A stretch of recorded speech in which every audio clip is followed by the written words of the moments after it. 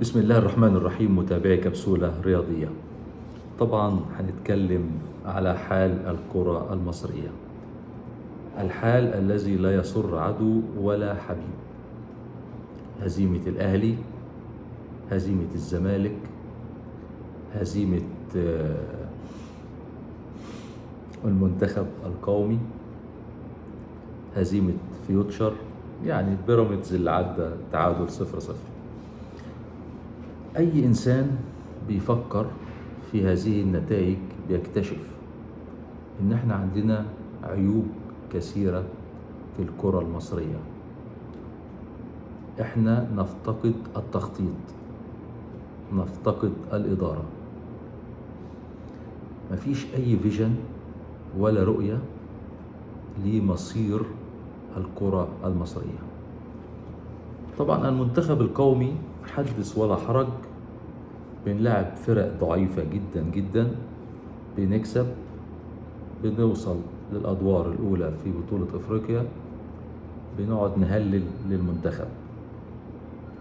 في أول محك حقيقي زي منتخب تونس بنفاجأ بالمستوى الهزيل والمستوى الضعيف، وإن مفيش فريق تم الإعداد الجيد له.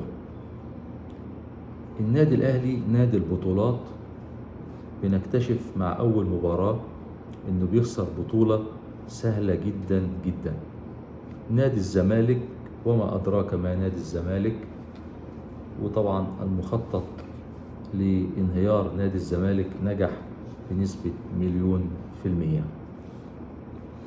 الرسالة إلى وزارة الشباب والرياضة اللي ما بتعملش أي حاجة، رسالة إلى كل المسؤولين عن كرة القدم في مصر: انتبهوا انتبهوا لانهيار كرة القدم في مصر. بعد أيام هيبدأ الدوري العام، والكل ينشغل في النادي الأهلي والزمالك وطلائع الجيش وبيراميدز، دوري بدون جمهور من سنوات.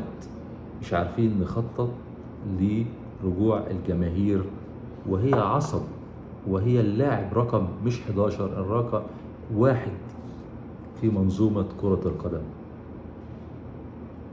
الدوري العام بيرجع، ولجنة الأندية أو رابطة الأندية مفيش أي تطور في الدوري المصري، لا يوجد أي تطور للكرة المصرية. هذه المنظومة مش محتاجة تعديل ولا ترتيب، المنظومة محتاجة نسف وإعادة هيكلة وإعادة بناء وإعادة دراسة. الدوريات في العالم بنشوف مستويات غير عادية، بنشوف نقل تلفزيوني ولا أروع، إخراج، بنشوف ملاعب، بنشوف أرضية الملعب، بنشوف الجماهير، شيء ولا أجمل. بنشوف الدوري السعودي، وما أحلى الدوري السعودي. انتقل الدوري السعودي من دوري عالي جدا إلى دوري ولا أروع. الآن الدوري السعودي باللاعبين الأجانب: كريستيانو، بنزيما، نيمار،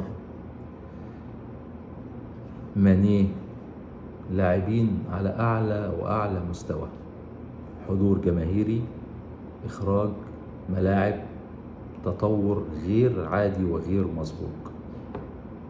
الدوري السعودي سنة و2 بينافس الدوري الإنجليزي، وده ليه؟ لأن في رؤية، في ناس بتشتغل لصالح الكرة،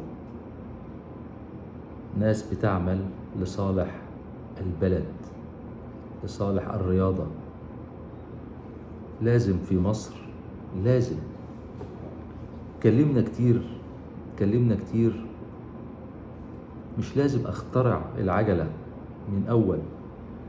في تجارب ناجحة كتير، التجارب دي أقلدها. مفيش أي مانع أبدا إن أنا أشوف تجربة ناجحة وأقلدها، أحاكيها، أعمل نفس التجربة. الكرة المصرية في الإنعاش، الكرة المصرية محتاجة فارس، محتاجة رجل قوي يدير منظومة الكرة المصرية. نفسنا بعد سنة واتنين نشوف الدوري المصري من أقوى الدوريات، نفسنا نشوف الملاعب المصرية من أحسن الملاعب، نفسنا نشوف الجماهير المصرية بتملأ المدرجات، نفسنا نوصل لمرحلة إن احنا مش هنوصل كاس العالم، احنا متأكدين إن احنا نوصل كاس العالم كل 4 سنوات، ولكن الأمل والخطة لابد إن احنا نوصل لمستوى المغرب العربي الشقيق اللي أخذ رابع العالم وقدم مستويات في كأس العالم ولا أروع. إرهاصة بسيطة جدا وأرجع للنادي المصري البورسعيدي الذي أنتمي إلى بورسعيد، وعشقي الأول والأخير هو النادي المصري، وأسأل كل المسؤولين وكل مجلس إدارة النادي المصري على الملعب وعلى استاد النادي المصري، نفسنا نطلع على الجدول الزمني الموضوع لإنهاء الاستاد وإنهاء الملعب. طبعا أنا كنت في زيارة خاطفة لبورسعيد وشفت حجم العمل في الإنشاءات. هذا عمل أنا كراجل مهندس لا يتناسب أبدا مع حجم المشروع. ممكن بعد سنة، بعد 2، بعد 3 يخلص، لكن كمنظومة عمل وكحجم عمل المفروض يكون وتيرة العمل أسرع بكتير من هذا العمل الحالي. بنسأل المسؤولين في الرياضة المصرية، بنسأل المسؤولين عن كرة القدم في بورسعيد، هل في تاريخ محدد لتسليم الاستاد، وإن النادي المصري البورسعيدي يلعب على استاد بورسعيد في بورسعيد ووسط جماهيره؟ سؤال أرجو أن يكون له إجابة.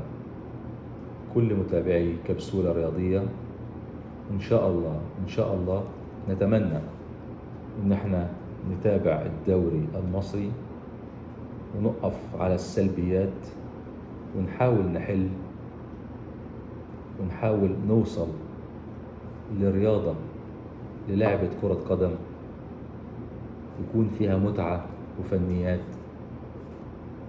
ويكون التحكيم عادل، ويكون فرص كل الأندية واحدة في الحصول على بطولة الدوري أو بطولة الكاس، وليس العمل يكون لصالح نادي واحد.